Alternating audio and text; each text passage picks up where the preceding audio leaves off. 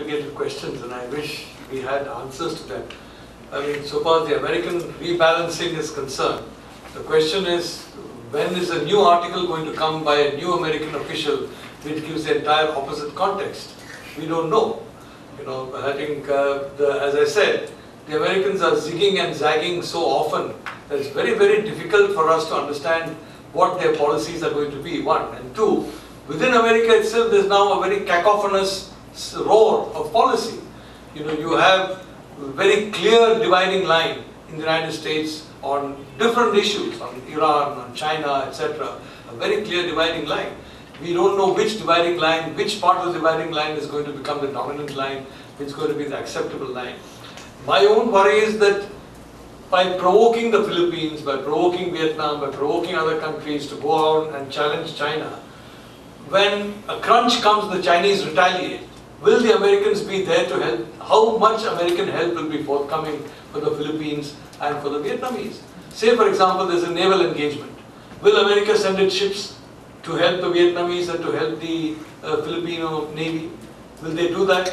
At what, I mean, have they any understanding that they will do that? Will the Japanese send their ships or their submarines? Or will they just stand aside?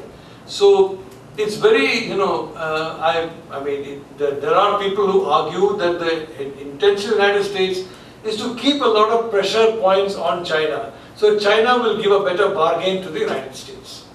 The negotiating position of the United States has become much weaker against China in the last 15 years, last 5 years, last 3 years than it was. Especially after 2008 financial crisis, the negotiating position of America has become very weak. So you provoke different countries to create a problem for China, and then you take advantage of that. We have seen that in India, frankly, with the Tibetan issue. We have, you know, Pandit Nehru welcomed the Dalai Lama, and since then, any Tibetan who comes here, we have policies there of welcoming the Tibetan and welcoming their people as refugees. Now, the Tibetan community in India, the leadership, do not at all respond to any advice or request from India. They are directly dealing with Americans, directly dealing with Europeans who are very, very, you know, who go to Dharamshala in large numbers, who interact with the Dalai Lama and the Dalai Lama's, you know, close circle in large numbers. So the influence, those who influence the Dalai Lama and Dalai Lama circle are not Indians at all. India is just a passive host.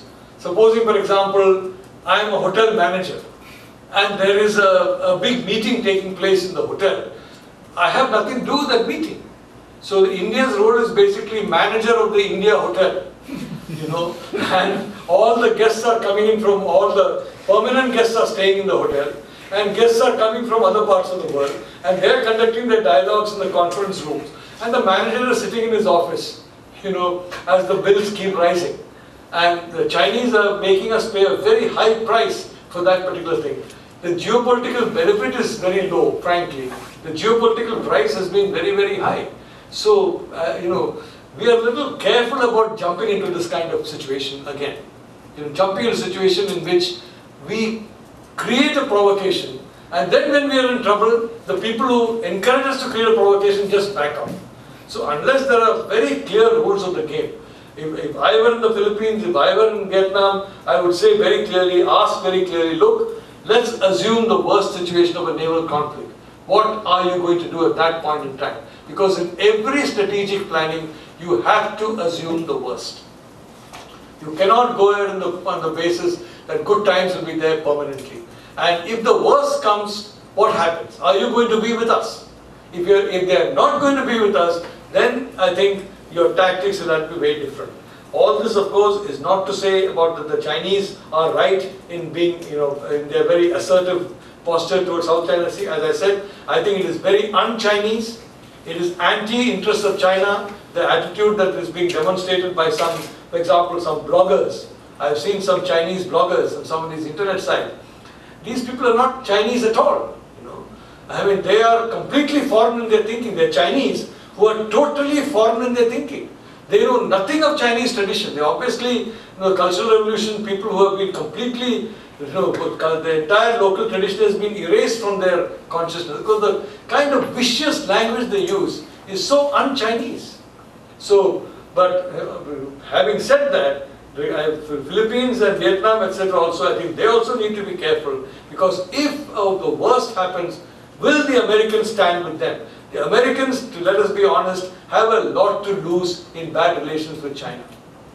The Americans have extensive economic linkages with China. The Americans abandoned Taiwan in 24 hours.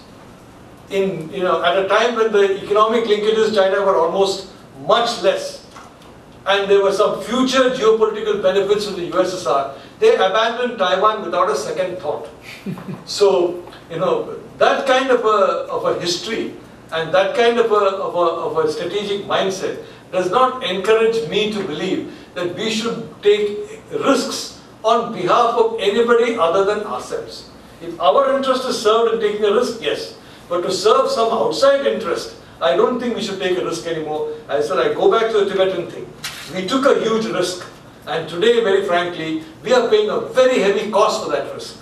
The entire benefit of that, in terms of pressure on China, is accruing to the United States and to the Western world.